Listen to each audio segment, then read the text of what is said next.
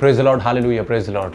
तो मेरे भाई और बहनों, आज वो बात मैं बोलने जा रहा हूँ जिससे शायद हो सकता है कि बहुत से लोग मेरे खिलाफ हो जाएं, बहुत से लोग मेरी निंदा करें। मुझे फर्क नहीं पड़ता, क्योंकि वचन जो कहता है कि मेरे नाम का सुसमाचार तुझे तूने देना है तो मैं दूंगा। क्योंकि आज मैं बताने वाला हूँ, जो आदम और हवा ने वो फल खाया था वो क्या था? वो व्यभिचार ही था। और जो केन था वो शैतान का बेटा था, शैतान से वो उत्पन्न हुआ था। इसका पर्दाफाश करूंगा आज मैं बाइबल के द्वारा, क्योंकि ये बात मैं नहीं बोलता, क्योंकि प्रभु बोलता है। एक समय ऐसा था, बाइबल बताती है, जब नूह को परमेश्वर ने कहा था कि तू जा और बता के मैं दुनिया का अंत करने वाला हूं, तो लोगों ने उसका भी बहिष्कार किया था, लोगों ने उसको बुरा भला कहा था और सब मारे गए थे। तो ऐसे ही प्रभु के कई भीड़ मुझे मिली। सिर्फ मुझे ही प्रभु ने ये नहीं बताया, और भी लोगों को बताया है जो प्रभु के दास हैं और जो सच्चाई के साथ चलते हैं। प्रभु उनको बताता है। कई लोग मेरे खिलाफ हो जाएंगे, इवन मेरे अपने भी मेरे खिलाफ हो जाते हैं इस बातों को लेके कि तू कैसे कह सकता है कि वो व्यभिचार था। क्योंकि मैं बताता हूँ कि हम मिट्टी हैं और हम भूमि हैं, और भूमि से ही उत्पन्न हुआ ये पेड़ है जिसके अंदर बहुत से फल हैं। उनमें से एक फल व्यभिचार का था, जो नहीं जानते थे आदम और हवा, और शैतान ने उन्हें भड़काया। क्या फल खाने से हमें पता चलता है कि हम नंगे हैं? कौन सा ऐसा फल है जिससे खा के पता चल जाता है कि हम नंगे हैं? और कौन सा ऐसा फल है जिससे बच्चे उत्पन्न होते हैं? तो दोस्तों, इस सब की जानकारी के लिए मैं ये वीडियो जो आज पहले बना रहा हूँ वो सिर्फ फल को लेकर है कि कितने प्रकार के फल बाइबल के अंदर दे रखे हैं, अच्छे और बुरे के। तो मेरे भाइयों और बहनों, मेरा ये फर्स्ट पार्ट है और इसका सेकंड पार्ट आएगा जब मैं पूरा क्लियर करूँगा कि आदम के द्वारा 2 पुत्र नहीं, 1 पुत्र उत्पन्न हुआ था, उसका नाम हाबिल था, और जो केन था वो शैतान का पुत्र था। दोस्तों, जो लोग पास्टर्स के पीछे भागते हैं, जो लोग चिकनी चुपड़ी बातों के पीछे भागते हैं, शायद वो इसको सुन भी नहीं पाएंगे। अगर आप प्रभु में और प्रभु को जानते और प्रभु को जानना चाहते हैं और वचन की सच्चाई को जानना चाहते हैं कि सच्चाई क्या बोल रही है, तो आप इसको पूरा सुने। क्योंकि इस दुनिया के अंदर एक ऐसा पाप है जिसकी क्षमा नहीं है, वो पवित्र आत्मा की निंदा, और दूसरा ऐसा पाप है व्यभिचार, जो इस दुनिया में सबसे ज़्यादा पाया जाता है, और उसका अंत माफ़ी प्रभु यीशु मसीह ही देता है। मगर बाइबल के अंदर भी कम से कम 70% व्यभिचार के ऊपर लिख रखा है।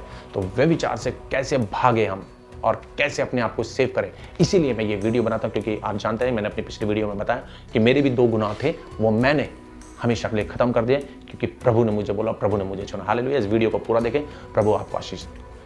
Hallelujah, hallelujah, praise the lord, thank you Jesus for this time. दोस्तों, स्वागत है मेरे चैनल में no Jesus no life, brother Abhishek. तो दोस्तों, बहुत से सवाल मेरी ज़िंदगी के अंदर थे जो प्रभु यीशु मसीह ने डाले, उनका आज जवाब देने के लिए मैं यहाँ आप लोगों के सामने हूँ।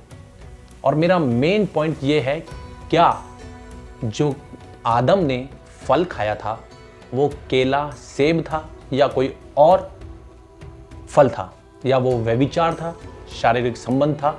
इसका जवाब देने के लिए आज मैं आप लोगों के पास आया हूँ। क्यों? क्योंकि मैं पहले आपको बता दूँ, एक भाई ने मुझसे बोला, परमेश्वर के दास, तो उन्होंने मेरे से, अभी मेरी उनसे बात हो रही, तो उन्होंने कहा कि अभिषेक, इन चीज़ों में कुछ नहीं रखा, हमें अभी हम क्या कर रहे हैं वो सोचना चाहिए।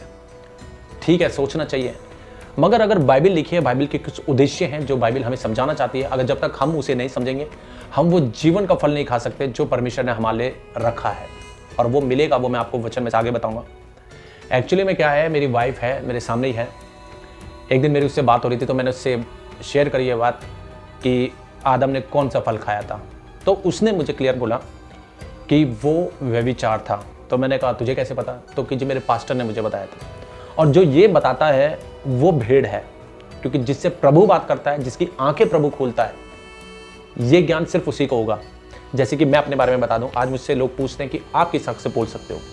मैं बता दूं कि मैं भी एक गुनहगार था, परमेश्वर प्रभु यीशु मसीह के विरुद्ध मैंने बहुत से पाप किए थे, इसी से रिलेटेड भी। मगर जब प्रभु ने मुझे चुना और मैंने प्रभु को चुन लिया कि प्रभु, मैं कोई गलत काम नहीं करूंगा जो मैं तेरे विरुद्ध करता था, आप मेरी पिछली वीडियो में देख सकते हैं, और मैंने वो सब चीज़ छोड़ दी। जब छोड़ दी तभी मैं आपके सामने हूँ, और मैं उस हक से कह रहा हूँ कि मैं गलत काम करने से पहले 100 बार अब सोचता हूँ कि ये परमेश्वर के विरुद्ध तो नहीं है। तो दोस्तों, ये ज्ञान हर किसी को प्रभु नहीं देता। जैसे कि वचन में से मैं आपको बताऊंगा, आप मेरे साथ निकाल सकते हैं।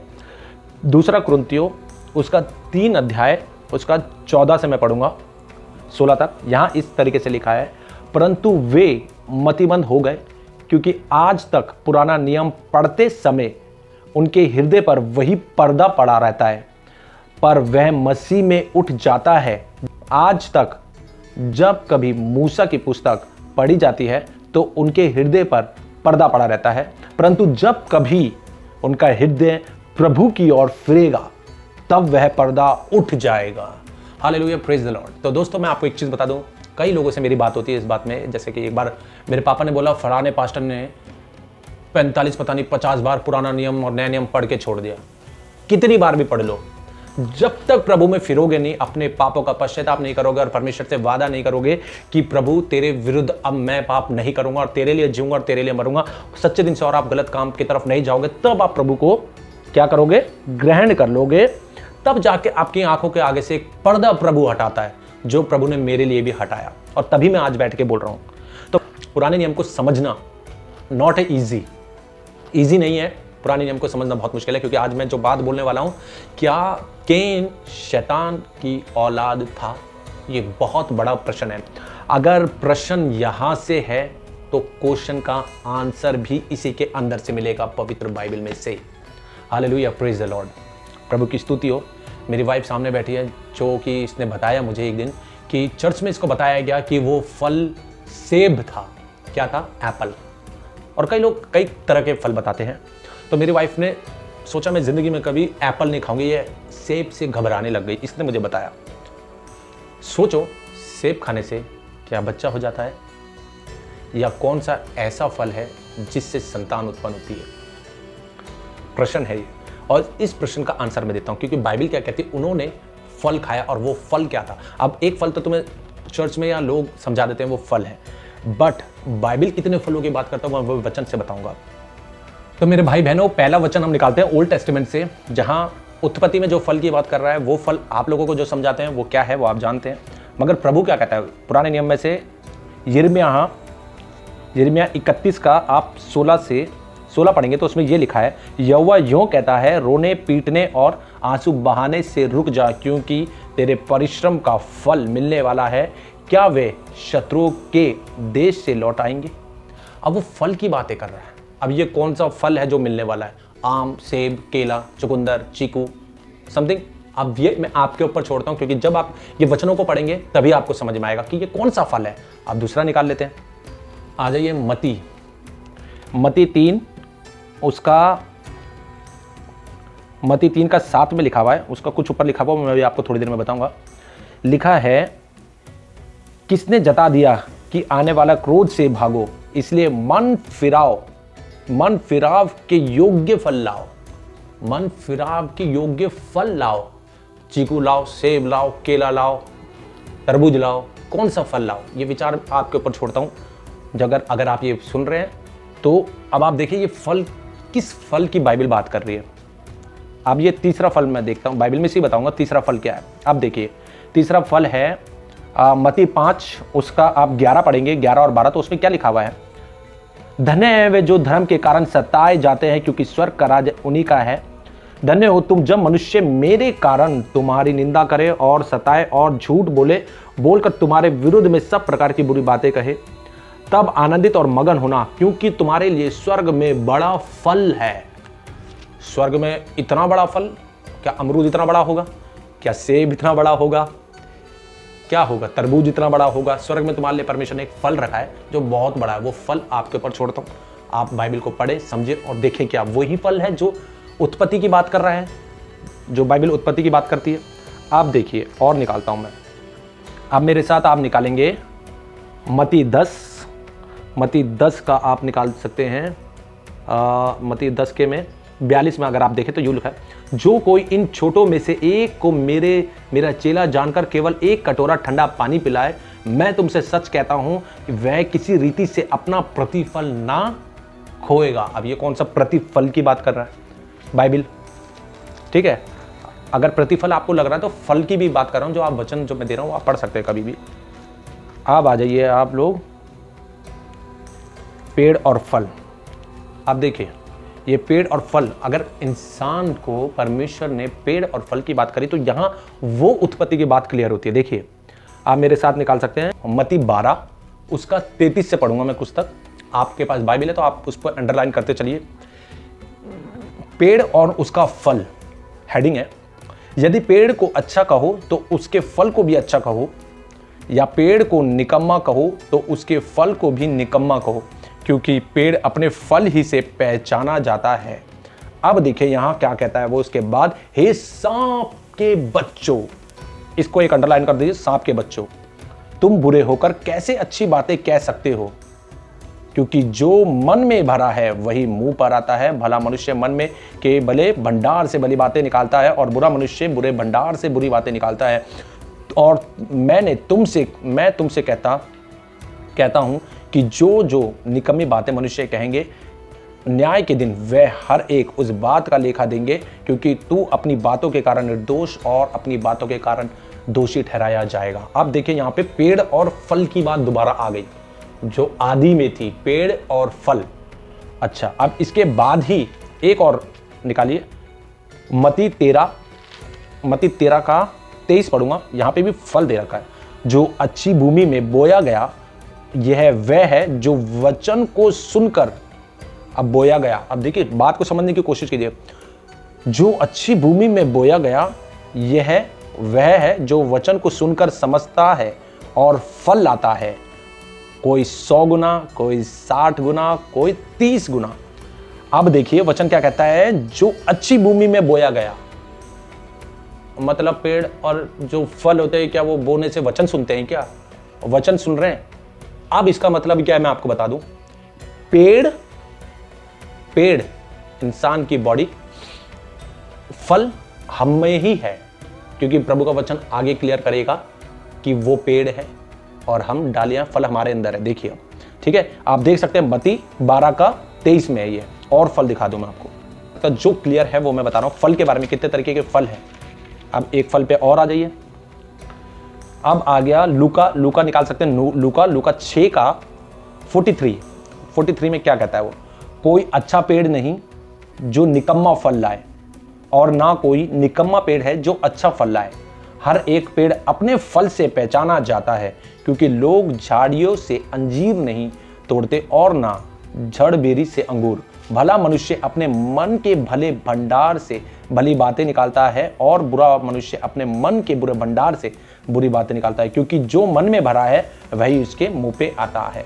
अब देखिए फल, पेड़ को कंपेयर कर दिया गया है मनुष्य के अच्छे स्वभाव और बुरे स्वभाव से, अच्छे फल से और बुरे फल से। ये मैं नहीं कहता, ये बाइबल कहती है। ये मैं एंड तक क्लियर कर दूंगा कि कैन शैतान का बेटा था। तो मेरे भाई बहनों, एक वचन और निकाल लें मेरे साथ उस फल के लिए। सबोपदेशक 4 का 9 पढ़ूंगा मैं आपके, उसके ऊपर जो ले रखा है वो भी एक पढ़ देता हूं मैं थोड़ा सा 7 का। फिर मैंने धरती पर यह भी व्यर्थ बात देखी कि कोई अकेला रहता है और उसका कोई नहीं है, ना उसके बेटा है ना कोई भाई। अब इससे आगे बढ़ देता हूं मैं, 9 में क्या लिखा है, 1 से 2 अच्छे हैं क्योंकि उनके परिश्रम का अच्छा फल मिलता है। 1 से 2 भले हैं क्योंकि उनके परिश्रम का अच्छा फल मिलता है, क्योंकि यदि उनमें से एक गिरे तो दूसरा उसको उठाएगा। अब मुझे समझ में नहीं आता कि 1 से 2 भले अच्छे हैं, एक हस्बैंड एक वाइफ, उनमें से मिलने से एक फल और आ रहा है। अब ये वही फल है, आम सेब केला, ये आपके ऊपर छोड़ता हूँ, क्योंकि वचन आपको मैं दे रहा हूँ, क्योंकि जब प्रभु आपसे बात करेगा तब आपको शायद ये समझ में आएगा। मैं समझा रहा हूँ, आप इस पर मनन कर सकते हैं। और फल देख लेते हैं मेरे साथ, और एक और वचन निकालेंगे, क्योंकि ये वीडियो है सिर्फ फल के ऊपर आ रही है कि कितने प्रकार के फल बाइबल में बताए गए हैं। बहुत है, मगर जो मुझे मिले हैं वो मैं बता रहा हूँ आपको। इससे आपको जानना है क्या ये वही फल है जो आदम हवा ने खाया था। तो मेरे भाइयों बहनों, सबको अब पता चल गया है बाइबल की जो आयत मैंने बोली है, प्लीज आप उसे पढ़ना और देखना क्या वो फल जो शैतान ने हवा को खिलाया और हवा ने अपने पति आदम को खिलाया, क्या वो सेब केला था, संतरा था, चीकू था, अमरूद था, या वो व्यभिचार था। इसको जानने के लिए अब आगे बाइबल की तरफ जाएंगे दोबारा कि बाइबल क्या कहती है। तो बने रहें मेरे साथ, आगे देखिए। एक मेरे साथ निकालेंगे नीति वचन 18 का 21 पढ़ूंगा मैं। जीव के वश में मृत्यु और जीवन दोनों होते हैं, और जो उसे काम में लाना जानता है वह उसका फल भोगेगा। फिर एक और नया फल आ गया।